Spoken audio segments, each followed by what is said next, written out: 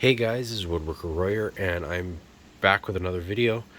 I'm working on a Toshiba toaster oven here. I don't know what model it is, but it is a special that I got from Menards, and it still doesn't have anything on the side. But the issue is it's about maybe 3 months old or something like that. The spring or whatever it is over here broke, fell off something, and so the whole door just falls open. It does nothing now. It doesn't hold itself open or anything like that. It just so it obviously doesn't function since the door doesn't stay closed. So I'm trying to figure out if there's a way to fix this. I imagine I'm gonna have to take the whole thing apart, but for right now I'm just gonna take these 4 screws off on the inside, and there's not any on the top. I don't see any on the bottom, so I think it's just these 2 on this side and the 2 over here, and then we'll see what happens with that, if it comes apart or not. Probably gonna, it's like a microwave, the whole shell has to come off. Don't know though, so I'm gonna come back in a minute and see what happened. Be right back. So as I expected, 4 screws come out and nothing happens. So I'm actually going to put those screws back in and see if there is a way. Actually, nope, there's no way to do it. That's frustrating. This whole pane of glass is bent. All the tabs are bent in there, so there's no way to remove that. There's no way to remove the axle in here without taking the rest of it apart. So I'm going to have to deal with that somehow. Probably some tape, but yeah, we'll have to probably take the whole outside off of this. All I'm wanting to do is get in here and see what it is that was supposed to be here and whether or not I can fix it. I think that all it was a little spring, but I could be wrong. So we'll see. So I took the 6 screws off the back of this black panel. So there's 2 on the right side, 2 on the top middle, and then 2 on the left side. About here, here, here, here, here, and here. But on the back, obviously. So took those off. This still doesn't want to come off. I think it's bolted on with the feet down here as well. So that just makes it more complicated. Doesn't make it impossible to work with, but just to make it a little bit easier to keep track of everything, they're all the same size, by the way. I have these screws that came off the back, have there, and then I've got the 4 from the front that are here. And I don't even think I need to take off the front one. Probably. But I have them off anyway. So basically what I'm doing is step 1, step 2, step 3 on through till the thing is apart, or I run out of trays, and then we'll go from there. If I run out of trays, we're going way past where this is worth doing. So yeah, we'll see what happens. Okay, so this is the front of the unit with the glass. This is the back. This is the base. So I took off a screw here, screw here, screw here, and a screw in this hole here.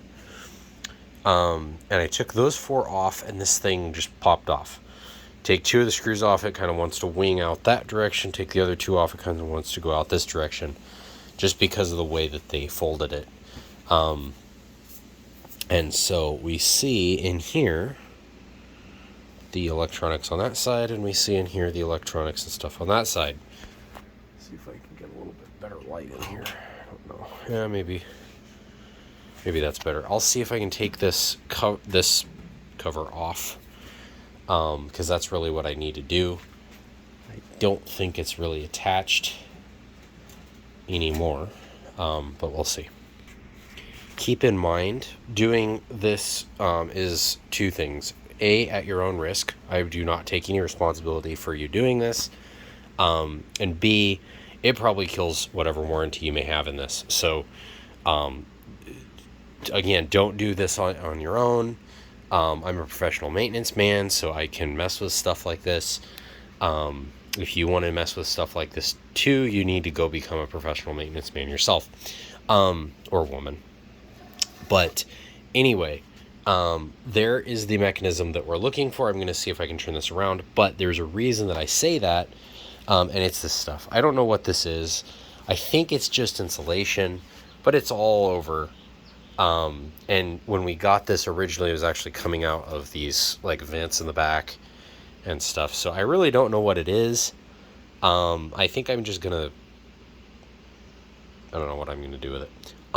But it's probably not good to breathe. So be careful, if you do this. And you can see all the computer junk is behind here. Everything seems to be pretty well, except for in there. It seems to be pretty well designed for what it needs to do. It also looks like this is very well not, that fan in here is not well sealed. Let's just say that. But who knows? So we'll just turn this guy a little bit over here and a little bit over here. Scooch him. And then you can see down here into the mechanism. So you can kind of see what it's supposed to do. It's got grease all over it, of course. Really useful when you're trying to take the thing apart. I don't understand how this is attached. Gotta be something more to it than those screws. Anyway, those screws in the front are completely useless unless you want to take something else apart. Okay, so I don't know if you're going to be able to see this, but on here, let's see if I can point it out here. Right there, that little circle that looks like a rivet, that is part of the door, and it's just a little round rod that there's a hook that hooks around on the other side. Now that hook, you can get rid of this junk here. That hook is right here. That's that part that's moving. It's on a spring over here. It's got, actually, I didn't realize it could rotate like that. Let's see if we can do a little bit. You can see the part right here that's moving like that. You can kind of see the profile of it almost. There, like that. You guys can see that going through there. That, we want that thing to hook onto that screw, or that rivet.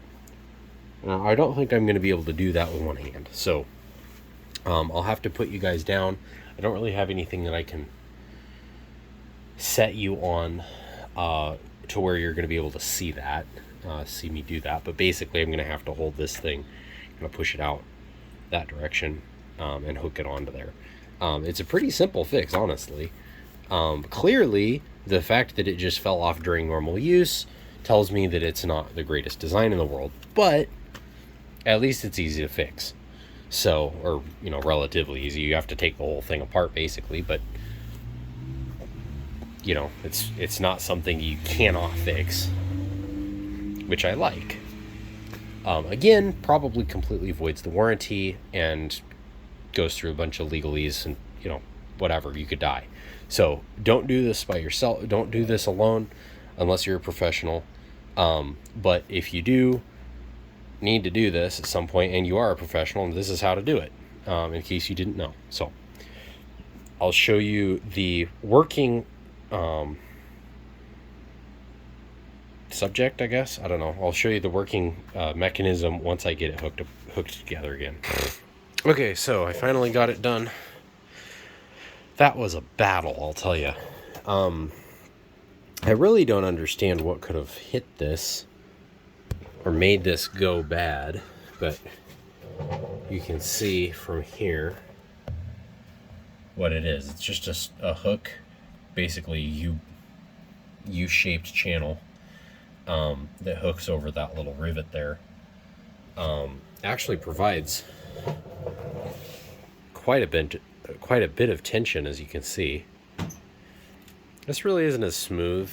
Well, I shouldn't say that. It is very smooth. I don't like that cracking sound that it makes every now and then, but it is very smooth throughout the travel.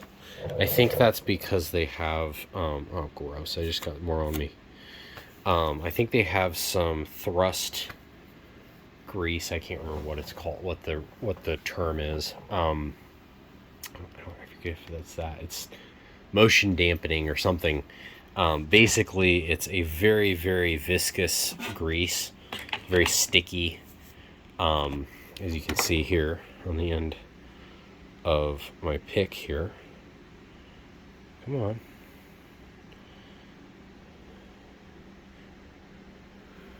Over here. Nope, it's not going to pick it up. Well, anyway, the little cone-shaped thing over here. You can see how, I hope you can see how messy that is. But anyway, that's all over this mechanism. And I think what it's supposed to do is help it, well, for one thing, take up all the slack for the terrible job of machining this that they did, which they didn't machine it. They stamped it and they didn't deburr it or anything.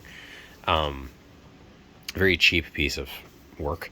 But anyway, they put that on there, and then they put that grease on. They cut it out badly, and then they put that grease on there to help with that, and also to help it not, just yank it back in and break it or something, but also to, to help it be kind of smooth feeling. Which it does, but it also makes this job really gross and annoying to deal with because all you do is get grease on you. Then you find out that the 7-year-old Fast Orange that you bought, and has basically been used like 5 times, is completely dead, and you fiddle with that for a while until you just go back to good old Dawn dish soap. Not sponsored by anybody, but yeah. The pumice stuff is great if it doesn't die. And let's just say that box there, that thing of Fast Orange died a lot faster than the Gojo normal like squirty bottle thing. That's been going out for years. But that pump on there, but the rest of the stuff just went bad too. So Gojo lasts longer. Don't know if it's as effective to begin with, but it lasts longer. That stuff doesn't. So anyway, yeah, so I'm just going to put everything back together, but this is fixed. So I don't know what the next project is, but on to the next one, I guess.